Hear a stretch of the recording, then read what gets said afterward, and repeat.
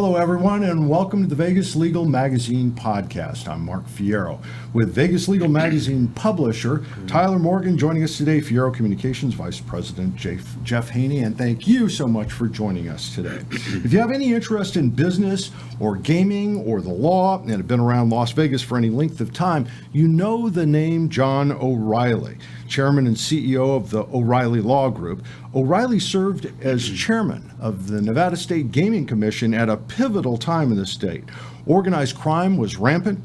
In Las Vegas, there were only black hats and white hats, no gray hats, and the good guys won. That was in large part due to our guest today, John O'Reilly. Thank you so much for joining us today. Thank you, Mark. It's my pleasure. It was an amazing time. I was a reporter back then, and you know, I don't think anyone that come to Las Vegas in the last 20, 30 years understands just what the threat of that was and how much energy there was on the other side that just wanted to control Vegas, control the casinos. Those were some dark days. I'm not sure I'd categorize them as dark days. They were pivotal days. They were transitional days. In fact, we were transitioning in those days from yesterday's business model in Nevada to today's business model. And a few years before that, we had the beginning of corporate interest in gaming here, which were originally disallowed. During the period that I was privileged to serve as chairman of the Gaming Commission, we had several significant black book entries, which list of excluded persons, people that were part of yesterday's experience in Las Vegas that were no longer going to be part of it. For example, Lefty Rosenthal was one of those individuals who, during that transition, was put in the black book or the list of excluded persons. But on a more positive note, during that same period of time, Wall Street took a much more significant interest in us. In Nevada, we went from $0 billion transactions to two of them, at least during our period of time. And we began to transition to being part of the real corporate business world that we are today.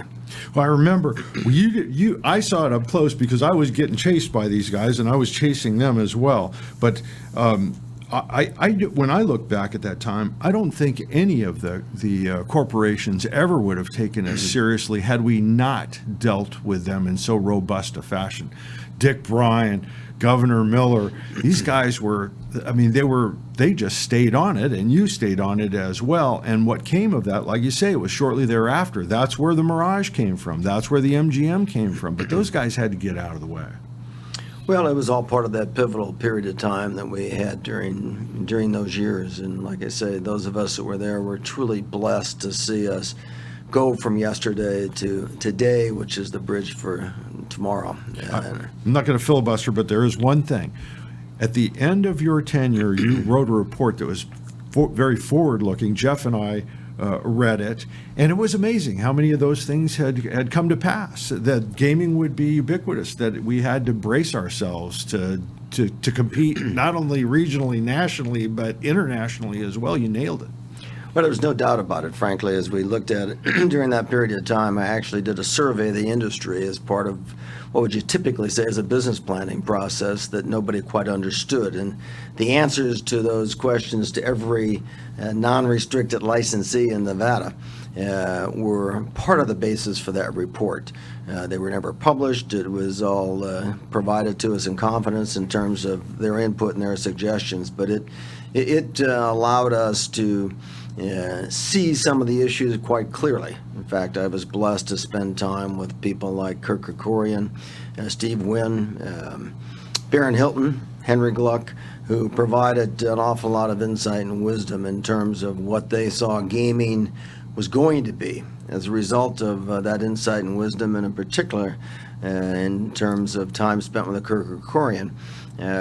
We did a review of every gaming regulation we had in Nevada and ended up with probably 60-something regulatory change projects over a period of about 18 months to prepare us for the future of gaming.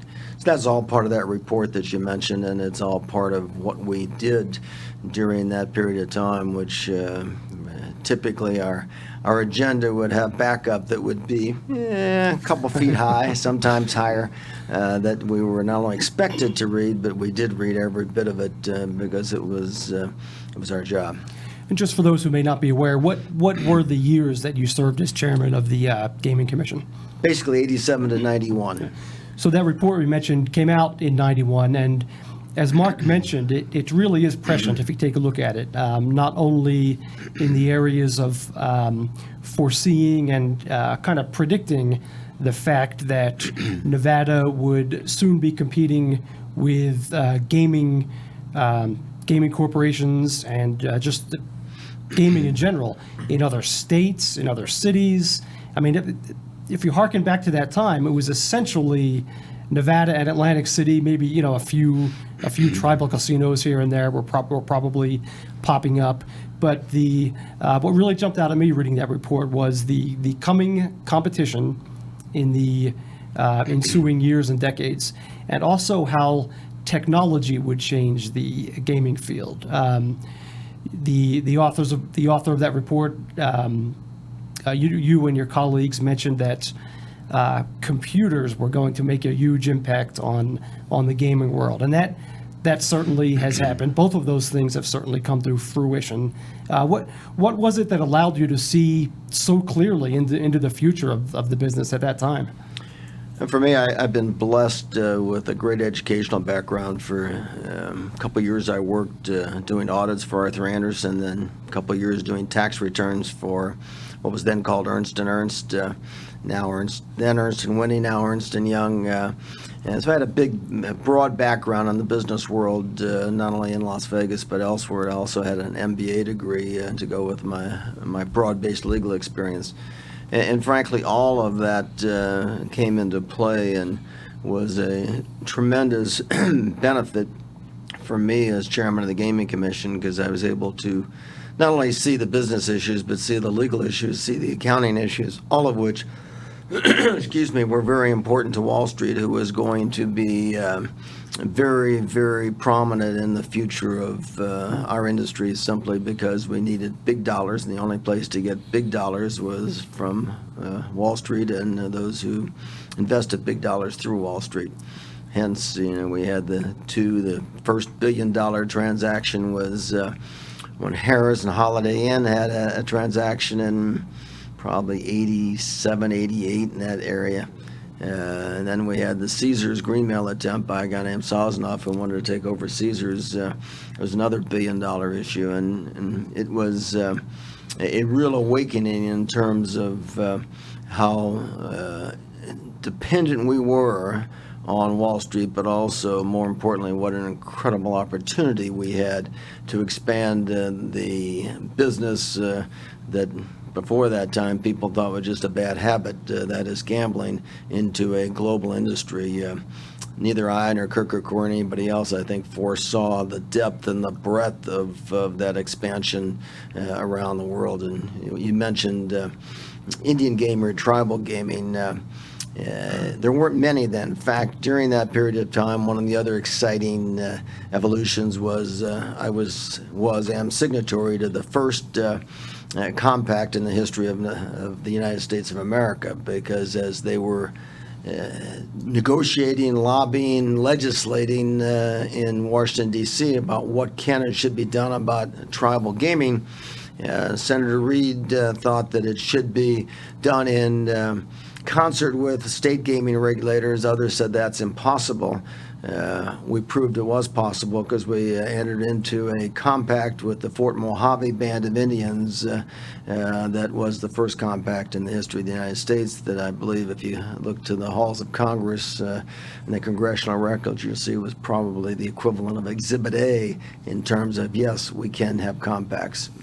So you came in 91, you said? 91. Okay, and you talk about the yesteryears, the casinos of yesteryears, and the changes that made it what it is today.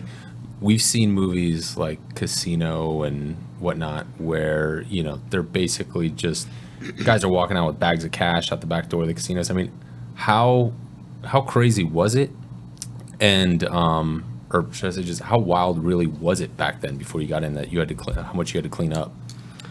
we were fortunate that the wild days that were prevalent were before we got there.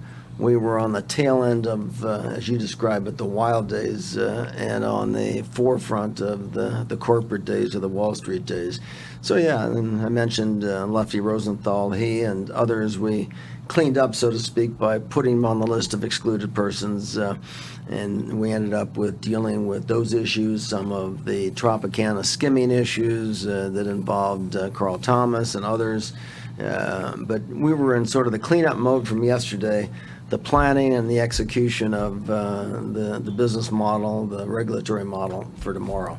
And we had the privilege of not just doing it in a theoretical way, but we had the privilege of having one of the biggest boom periods in the history of Nevada, because during that period of time we had the Mirage open, we had Caesars grossly expand, we had, you go right down the list, including the initial approval for the MGM and other properties. So we were on, during the period of time of the biggest boom in the history of gaming, period, as well as the opportunity to clean up yesterday's business model, so to speak. We went a lot of years where people would talk about a casino, $100 million, $200 million, $300 million. And then the Mirage comes along, and Steve Wynn's basically pointing at a spot in the air, and is going to use junk bonds, and he's got to make $1 million a day just to keep the doors open. You could hear all of Las Vegas walking around going, $1 million a day? Is he out of his mind? $1 million a day. Were you ever tempted not just to do from a regulatory standpoint, but to ask yourselves the question, can anybody make $1 million a day? Was there ever a time that you said, maybe this isn't such a great idea, there's going to be a big giant black hole in the Las Vegas Strip for the first time? And I think that I can't speak for other regulators. I can speak for myself. The short answer is no, heck no, because Las Vegas is built on people who dreamed dreams that people thought weren't possible, had thoughts that people thought were crazy, and made decisions that proved to be good decisions. Steve Wynn was and is one of those visionaries that I think many of us doubted him. We realized it was a risky proposition, but we didn't regard our role as regulators to tell somebody how to run their business, except within the confines of the regulatory process. Didn't tell them how much risk to take generally. If they were experienced and they had money that was what we call clean money, good, reliable money that didn't have a lot of any taint with it, we'd certainly support them and not only encourage them, but work with them in a way that our regulatory process was a benefit, not a detriment. I used to say, as I'd go speak around the country and around the world, is that we in Nevada have a regulatory process that's easily described as a public-private partnership. That is, round numbers, we had about 8% in terms of tax takes, so to speak, off the top. And if our partners, the gaming industry, did well, Nevada did well. If our partners, the gaming industry, didn't do well, we, the state of Nevada, didn't do well. That was contrary to places like New Jersey, who I could, I'd go back there and speak luncheons with 1,000 people, and they'd applaud while their regulators would go, huh? And they didn't quite see it the same way. In fact, they said it's going to be an interesting dialogue because obviously we have some serious philosophical differences with the gaming approach in Nevada, which became even more pronounced when I reminded them that our statutory mandate was not only to regulate gaming, but our statutory mandate was also to promote gaming. And they'd say, regulators are supposed to promote gaming? That's our mandate. So the answer is yes. It's a different philosophy. Entirely. They were deciding the colors of the drapes back there. They were making decisions for every licensee out there. It was ridiculous. I visited at a time, and nobody could get anything done because everything had to run by state bureaucrats. To go back for a moment to the Mirage, the Mirage, in addition to everything else that it did in terms of jobs, it forced Caesar's Palace to come out with this new idea that how are we ever going to compete with this new Mirage place? That's where all of the star chefs came from when they started up their restaurant row at Caesar's Palace. The MGM saw that it could work, that you could attract those numbers. Bill Bennett, I remember he paid for his first projects to compete out of his own hip pocket, but he never would have done that had he not been forced to compete by that flood of money that Steve Wynn was not only able to bring in, but put to work and compete up and down the street. It raised the bar for everybody. You're absolutely right, except you missed one very critical point, and I like to say that our industry has now evolved from the gaming industry to the entertainment business, the entertainment industry, and that we are the global leaders in entertainment. That was another thing that you cited in that you were going to go back to core abilities, but they just had to move the ball much higher. Was entertainment. We are an entertainment business, and we had to think like that, and we had to be on the cutting edge of entertainment.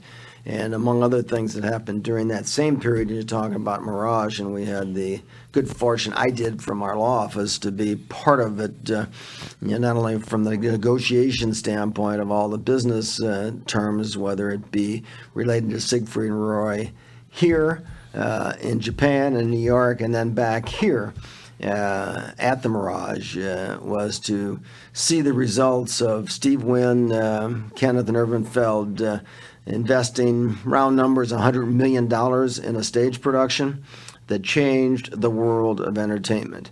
It as good as Broadway is, and made Broadway look truly like it was built on Piker's dollars as opposed to real dollars, and it created a whole new wave of investment in entertainment, and the proof to the surprise of many, probably even more so than the surprise that the Mirage could gross $1 million a day, was the fact that a show that cost $100 million can make a buttload of money. Can still make money on top. And that scene has even further evolved into what we have today with huge nightclubs and day clubs and DJs at pools and famous chefs running restaurants. I mean, did you see that coming as well after the kind of the Siegfried and Roy era that kicked it all off?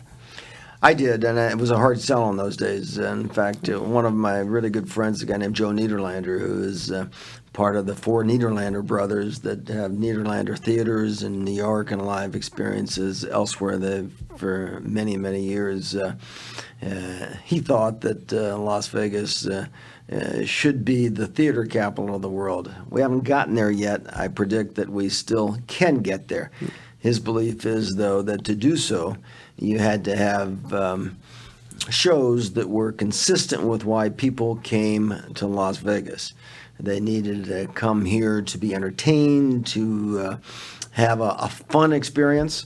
Hence, two comparisons, Mamma Mia, which has played here off and on for years, has done well. The music is good. The experience is interesting. It's pretty light compared to a play like Rent, which is like the ultimate downer as far as I'm concerned. It's just not something that I found very entertaining. But if you look at what the potential is coming forward, we've got food. We've got the world of chefs focused on and have been for a long time now in Las Vegas. We've got wine. We've got entertainment.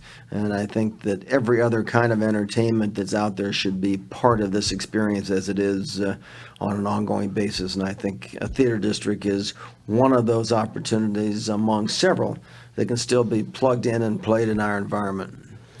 It's amazing, isn't it? We're about to become the sports center. I would have bet quite a bit of money back then that there would never be a professional sports team in Las Vegas. Now there's two of them. They're talking about four of them.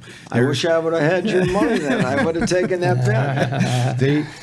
All of the owners, the other teams, absolutely not. You know, there's no way, we can't do this to ourselves. Look where we're going to corner ourselves. And boy, within the last couple of years, how things have changed. Has there ever been anything that is such a perfect fit as the Golden Knights? I remember when they announced hockey in Las Vegas, like, hockey. But after the events that we went through, and they came at just that pivotal moment, and it was something for the city to turn their attention to and get behind. They caught on fire overnight. The timing was perfect. Perfect. The sport was perfect. The community was ready. Ready. Many of us who have lived here for a long time remember well and thoroughly enjoyed the Running Rebels. Oh, that was huge. Once, because of the politics of universities, and ours in particular, ended up ending that era. Thanks in part to the NCAA trying to make examples out of Las Vegas. The opportunity was there, and I think that God bless Mr. Foley and his whole team. They saw it, they took advantage of it in a very positive way, and I think it's been great for not only the community, but I think it's been great for the world of sports. But the relationship between casinos and sports has changed dramatically. We remember when guys like Willie Mays and Mickey Mantle, when they were retired, got into some trouble because they were just shaking customers' hands at a casino and getting a paycheck for it. Fast forward to today, casinos tout themselves as almost. I'm paraphrasing here, but the official casino partner of the Golden Knights and things like that. Yes. I mean, are you surprised at how drastically that has changed in the past couple decades? No, and I don't think it's been dramatic. It's been an evolution over the last couple of decades that I think the regulatory process in Nevada for gaming has a lot to do with that and deserves a lot of credit for it, because if you look back through the last many, many decades that gaming's been legal in Nevada and realize there's really been no significant embarrassments at all. It's been run clean, and you go, all of a sudden, people have watched those decades of clean living by clean people with a clean industry, and they've realized that it is perhaps more the quality control element of gaming on sports as opposed to something that should be abandoned. I mentioned the Tarkanian days. You go back to those days and you start talking to regulators who are worried about games being unlawfully influenced or fixed. Those who were on the inside would know that those who were responsible for identifying criminals like that would turn to the regulatory process, and they'd look with the regulatory process at the data that the casinos had available to find out when the point spread swung, how it swung, where it swung, and they'd learn an awful lot of valuable information that would not only help those who were running the race and sportsbook run their business, but help regulators identify. In fact, during the time I was there, I went to D.C., and one of the first things I did is sat down in the director's office of the FBI and said, got a question for you. I'm here. I got 4 kids, raised them all in Las Vegas. My wife and I go to church every Sunday, and I'm frankly more concerned about law and order in my community than you are.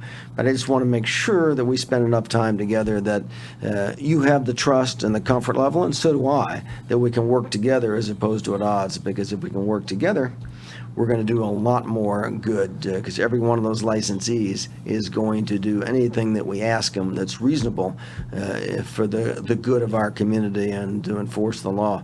And I said, so we got a whole lot of partners out there that you think are probably the bad guys. We know they're not, because we've investigated them and we've licensed them, so they are part of the good guy network that will work with us to get rid of the bad guys we all don't want part of our system. And frankly, I think what's happened from then to now is that appreciation of law enforcement that has led to the comfort level that gaming isn't something that's bad. It's like every other business. There's a few bad people around, but the industry is good for sports, and it's almost critical for sports, given the fact that an awful lot of sports fans bet on anything they can, from a pitch to a score to a player to a result.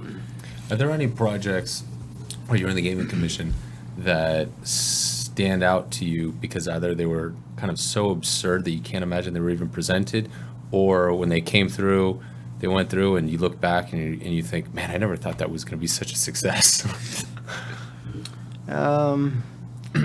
Short answer is no, because I was not one that was shocked by outrageous ideas. Okay. I was thrilled by them. I can remember when Steve Wynn was designing the Mirage, he had come down to my office, and he, by himself, I want to talk to you about it. He rolls out a set of plans for the Mirage. I said, Steve, why are you doing that? We don't regulate design, don't regulate.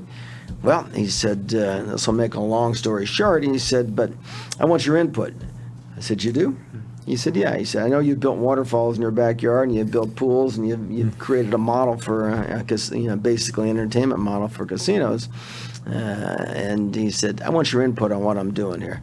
And he, at that point, had a 110-foot, I think it was, waterfall. It was to be the latest and greatest waterfall in the history of the world. And we talked, and I said, you can have a big cave behind that waterfall that could be more exciting than your waterfall. I said, I'm not sure what you're going to figure out what to do with it. But to answer your question, most people would have thought what Steve was doing, and an awful lot of did, as Mark mentioned earlier, was outrageous, crazy, and nobody's going to gross $1 million a day. Steve is crazy. In fact, not only think I know, if you asked Steve in those days whether he was concerned about whether those other naysayers were right, he would probably not say publicly, but privately, he would say, yeah, I was worried about it. In fact, he may tell you that the night before the property opened, he was having this nightmare, and sat up in bed, almost started screaming. And the nightmare was, as Steve said, I went to cut the ribbon, swung the doors open to the Mirage, and said, welcome to the Mirage. You know what happened, John? He said, I looked out there. Nobody was there. That was a nightmare. So, now he has nightmares that he didn't do it, right?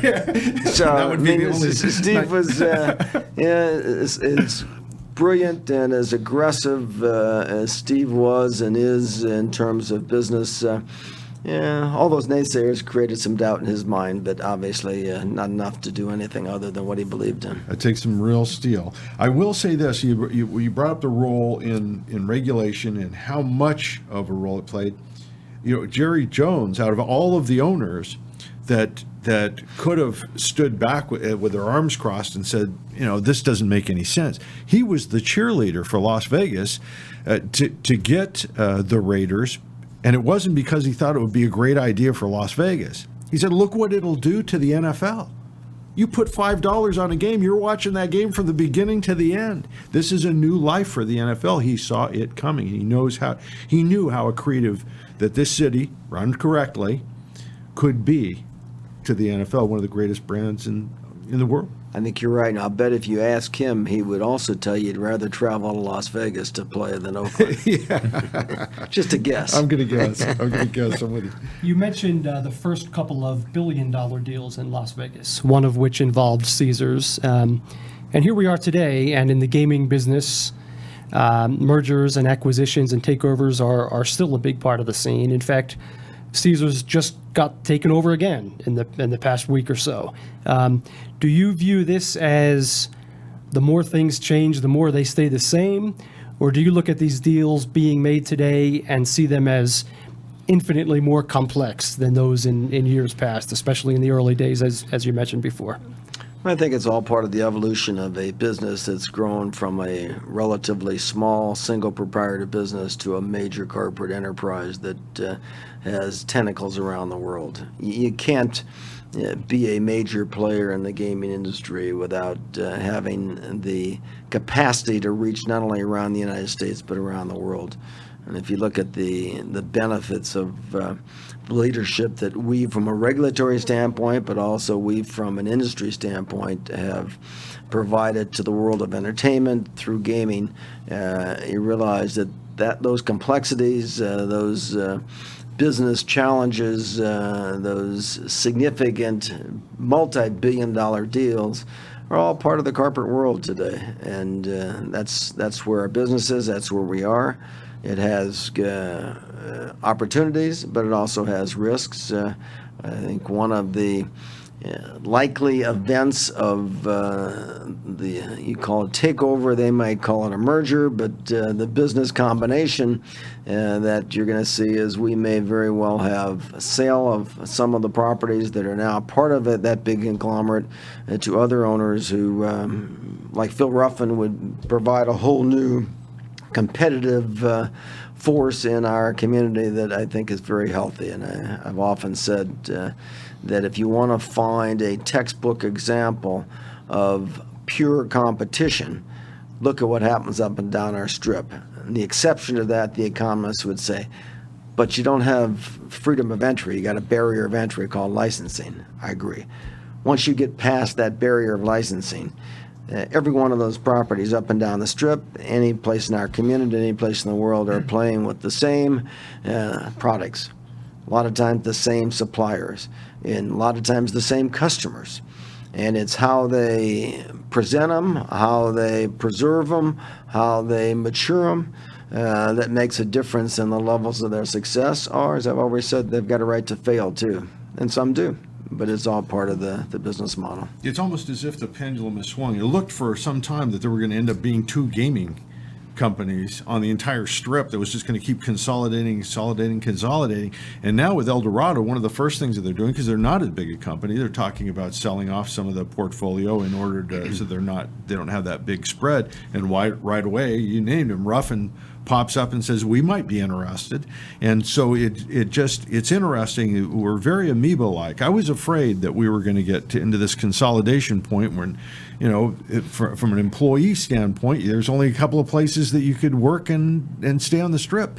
And now it looks like that the pendulum has started to swing the other way with this single acquisition. It's exciting, it's healthy, and I think it's not only healthy for us, but I think it's healthy for the world of entertainment. One of the ways that you came up, that you got to this next level, you had that pedigree. Richard Bryan was looking for somebody that had an absolutely 100% clean background. You came out of the Air Force. You had the background was it Ernst & Young? Is that where you were at? It was Arthur Andersen for a couple of years, then was then Ernst & Ernst, now yeah. Ernst & Young. But what you followed that up with, and it seemed very organic, it seemed natural, is you're, in the history of Las Vegas, one of the ultimate people persons. You have parties at your house that are informal, where people can actually talk, where you become the kind of the center of that part of the community for that day. What would you say to a young attorney trying to make his way in the world these days? First of all, thank you for those kind words. Absolutely. I would say that the harder you work, the luckier you're going to get. And I think you can look at what you do outside the office as work, or you can look at it as play, but I think it's part of a lifestyle that's important, that includes not only being a lawyer in the community, but being a person in the community. And I look back at the money we invested in entertaining family and friends, and in those days you look at, is it really worth it? And if you evaluated it based on dollars and cents, you'd probably say no. On the other hand, I think what it has done is made contributions to the community that people today remember, and it is very, I think, satisfying, I think, from a lawyer's perspective, to understand more than just what's in a law book. At the end of the day, what we as lawyers do is to represent people in challenges of life, and to, I think, the better we are at understanding not just a single, but all of the areas of law and the practical issues that people deal with, the better off we are, and the more capable we are to help people solve their legal problems. Legal problems have legal solutions, but they're legal solutions that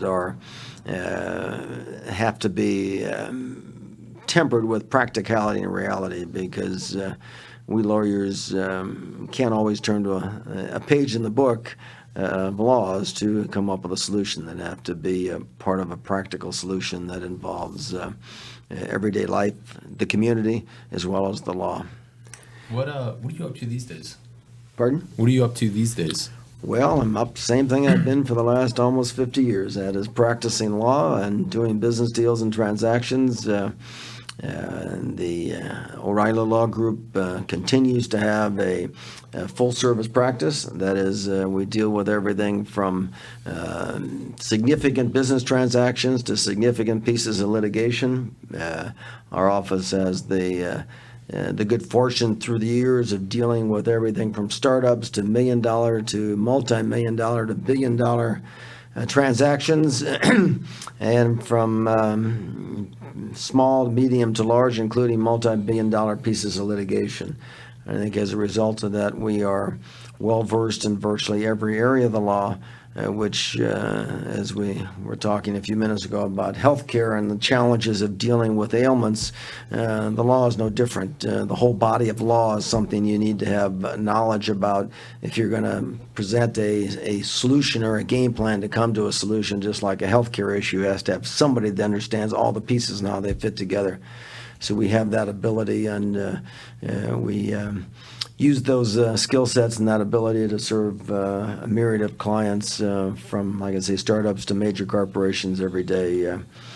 We're not the biggest. We've never tried to be, nor do we want to be the biggest. We just want to be able to compete with the best and be the best, and we're able to do that. And we put a lot of money in infrastructure, that is computer systems that allow us to compete with the biggest law firms in the country and the world, which we've done and do so successfully. So people say, how big are you? I say, how big do you need us to be? We're there to serve your needs at whatever they are. And if we can't serve them, we'll be the first to tell you we can't. If we can't, we'll also help you find a way to serve them. If we can, we will, and we'll serve it in a way that you'll be happy at the end of the day. John, you were recently honored by the Anti-Defamation League of Nevada with that organization's 2019 Jurisprudence Award. Could you speak about your involvement with that group and what that honor means to you? Well, it's an incredible honor to me. As you know, the Anti-Defamation League is a Jewish group that I'm now an honorary Jewish person. Yeah, I guess as they would say, an honorary Jew. I find it easier to say Jewish person. It sounds more appropriate. But the bottom line, I'm an honorary member. Told them it was great to, one, accept the honor, realize I didn't have to have another circumcision to be part of that honor. But the group does an incredible amount of good work, not only here but around the country, that affects around the world in terms of dealing with those people in our world that are hateful. And I think that I'm hopeful that they and the rest of us that believe like they do can begin to divide our world between good folks and bad folks, as opposed to what gender we are, what religion we are, what ethnicity we are, what color we are, and so on. Because my experience, having grown up in St. Louis in a community that was diverse, very diverse. I mean, my friends were, God forbid, Italian guys. What are the chances of that? Italian guys, can you imagine? Italian guys, Irish guys, German guys, Jewish guys, black guys, and it was a very diverse group, and we used to enjoy our diversity. But if you had one of those that would fit on the bad side, we were together. And it's like I say, I think if those 98 to 99% of us that are on the good guy side can band together and deal with that 1 or 2% that I affectionately called assholes, I think we'll all be a lot better off. And instead of being divided, and I look and Mark, you mentioned all those parties we had through the years, and a couple of them, we'd have a couple of them for 10 years, we'd have over a couple thousand people. And I can tell you from that experience that it's that 1 or 2% that are either they're assholes or they act like assholes. And a few weeks ago, I went out to the Electric Daisy Carnival, which you haven't been. You should. It's an interesting experience. It was. How'd you like it? It was an interesting experience. Yeah. It was, as I looked at it, with the average age being somewhere between 19 and 24, their approach to entertainment was not exactly the same as mine, but it was not a whole lot different. It was music, drink, camaraderie.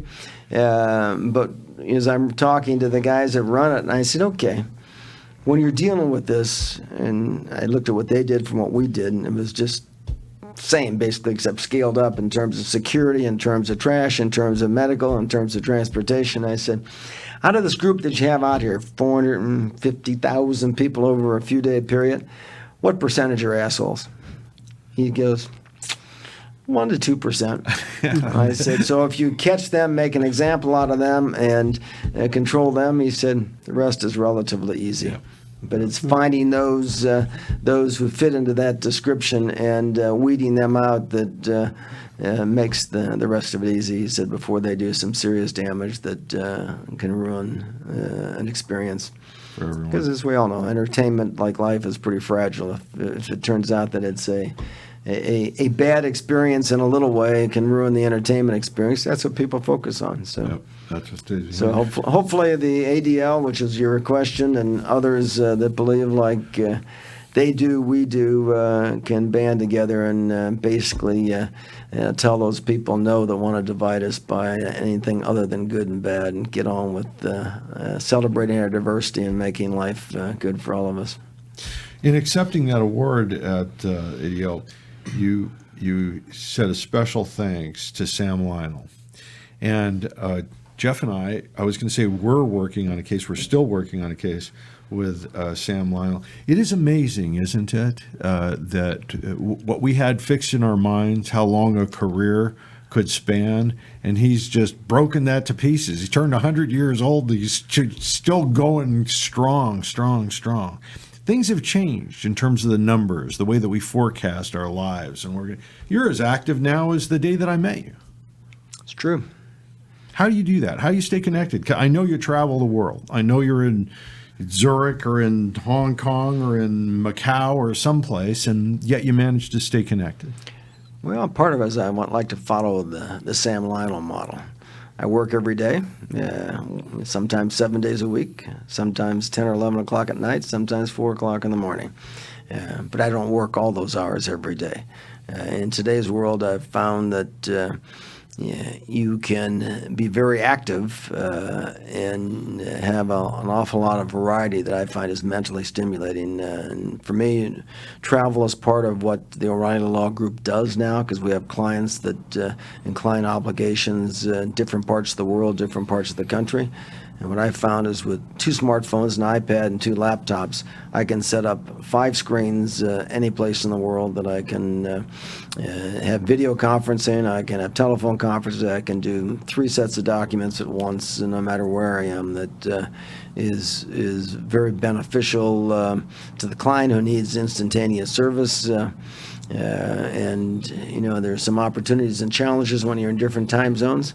Sometimes you get quiet time that you don't have when you're at home. You might have to get up a little earlier, stay up later, but I think in this world we're living in now, it's very, very well connected. So I think as I call it, the Sam Lionel model of continue to work, continue to do what you love to do, and continue to serve people that can benefit by the legal services we provide is incredibly beneficial from a very personal standpoint, because it's very satisfying. And talking about the technology, I always kind of laugh because I think about when I was in law school and I had to go through like case research and everything, and I would just go on our digital search engines and stuff and find case law and everything. I don't know how you older guys did it with books. You guys actually had to go to the library and pull the books up and go locate the case from the various book on the shelf and everything. I mean, that's... You referring to me as one of those older guys? Well, I'm just curious. I'm the baby at the table. I'm just curious. I just find it impressive that you're taking advantage of all the technology that usually, we look at like the millennials and everything that are taking advantage of. But yeah, I mean, the successful guys, like my peers that I look at, they're so successful. I realize how much harder they had it to get to where they are now, and how much easier it really is for all of us. So it's really impressive. Well, it is, and I think that an awful lot of your generation have never been to the law library. God. I mean, it only took until my dad was close to 70 to get him to figure out how to use an iPhone. I had the privilege of having 4 great kids, but it was always a challenge when I worked so many hours as to how to spend time with them, PTA meetings, coaching soccer, doing the things that dads should do. And in those days, they came out with a radio phone, a car phone that was a brick. It wasn't a brick. It was an oval-shaped phone that you planted in your car. Like wired into the car? Hardwired into the car, and it was Big a undertaking. well, yeah, and it was a party line. It had a series of like the old days when you used to have ring-up phones. Well, this was the version of that where you'd have buttons and each one had a different radio channel that you could talk on. Well, the only way you knew if somebody was talking on it was to turn the button and realize you're listening to their conversation should you choose. So you get to an empty one and you make a call. Well, it was a huge investment. It was $50 a month to get this car phone. And the only way you could get it is if you were in an emergency service business, and lawyers didn't count alone. But I was sitting as a municipal judge in those days, an alternate municipal judge. I can remember talking to the gal at the phone company, and I said, well, do judges count? She said, oh, yeah, if you're a judge, we can get you one of those phones. I said, well, I'm an alternate municipal judge. I don't care. As long as you spell it Judge, I can get you one. So I got one for $50 a month, and I had, in the first 2 weeks, I sold a house out of an estate that we're representing on the Las Vegas Country Club, actually right down the street from Sam Lionel. The only phone calls I made were in between kids' soccer games on a weekend on that phone. And the other thing I got to do and I used to save my phone messages and call them all back like at 4 o'clock in the afternoon. I'd take my phone messages and it dawned on me, I don't have to sit at this desk. So I took the phone messages, got in the car, parked the car where I can watch the kids' soccer game, and returned my phone calls while I was watching the kids' soccer game, and it was like, this was like heaven. I paid for the phone for 10 or 20 years, with what we made on the estate sale, so it was no longer a financial decision. It was funny how things change. Oh, In that regard, that you mentioned things change. There's a great line from Wayne Gretzky, and they asked him what made him so great. He said, everybody watches the puck. Everybody is focused on the puck. And he said, I'm always trying to figure out where the puck is going. And that always had reminded me of your approach. That phone, it may seem trite and trivial now, but that was the next big thing. Your addiction to smartphones, to being plugged in computers all the time, that was the next big thing. I just always get the sense that you and your law firm and Tim are always driven to the next big thing. You're always watching for the next big thing. well, we try to be, and so far we've done a very good job of it, at least from our own biased opinions. Well, I want to thank you so much for joining us today, John. I really It's a do pleasure. appreciate having you. And I want to thank you for all of the great things that you've done for the community over the years. No small feat. Well, it's my pleasure, and thank you and the Vegas Legal Magazine for hosting this and to make everything possible that you make possible on a day-to-day basis. Thank you very much. you. And if you want to know where the law library is, I'll give you a tour. Just for that, I will. And with that, we call it a day, the Vegas Legal Magazine podcast. Tyler Morgan, publisher of Vegas Legal Magazine, Jeff Haney, vice president of Fierro Communications, Inc. Remember to like and share the Vegas Legal Magazine podcast on Facebook. You can also catch us on YouTube, iTunes, or Stitcher. And for all of you out there with a story idea, an axe to grind, get a hold of Vegas Legal Magazine, the leading magazine in the Southern Nevada legal market. You call Tyler at 702-222-3476. reach out, tell us, tell your friends. Have a good one. We're out of here.